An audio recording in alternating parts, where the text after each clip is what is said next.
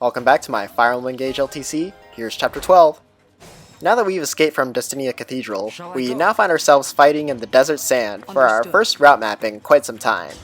Jade starts us off by Storming this warrior with a steel bow after reclassing to sniper.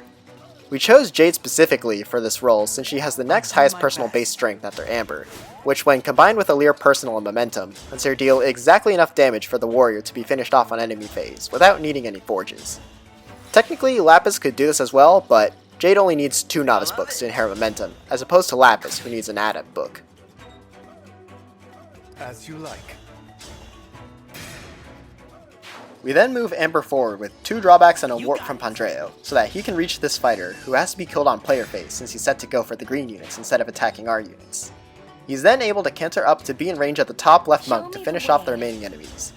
In the bottom right, Citrinne frees up this space for Zelkov to occupy, as it's the only tile that is in range of all 3 bottom enemies.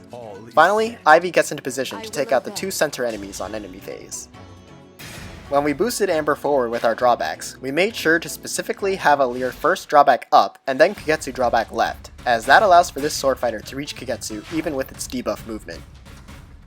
Zelkov with a +3 speed meal, speed +3 inheritance, +2 speed and +1 strength from S rank Finn, and +3 steel dagger has just enough attack and speed to hit the 1 round thresholds against the Swordmaster and the Wolf Knight.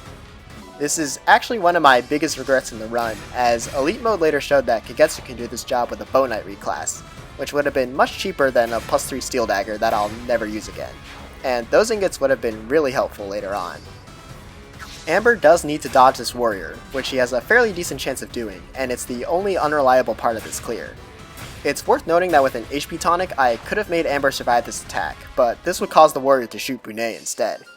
This chapter also marks the point where the torch passes from Chloe to Amber as our early game flyer with access to part 1 skills, as his higher strength will be much more useful than Chloe's small speed lead.